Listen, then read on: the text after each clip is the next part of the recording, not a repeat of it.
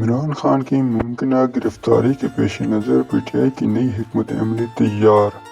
تحریک انصاف کی مرکزی قیادت کا اجلاس کی اندرونی کہانی سامنے آ گئی۔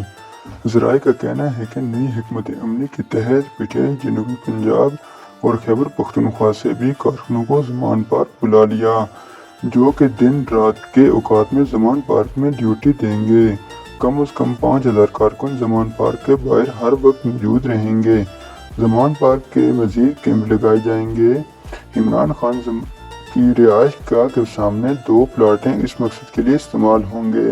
دوسری طرف عمران خان کی گرفتاری سے پہلے پارٹی ٹکٹوں کو فائنل کرنے کی کوشش کی جا رہی ہے۔ اگلے ہفتے سے انتخابی جلسے شروع کرنے کی بھی منظوری دے دی گئی ہے۔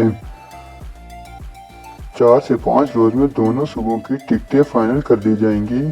گرفتاری کے خطرے کے پیش نظر متبادل پارٹی قیادت کا معاملہ بھی طے کر لیا گیا ہے۔ گرفتاری کی صورت میں شاہ محمود قریشی فیصلے کرنے کے بااختیار ہوں گے۔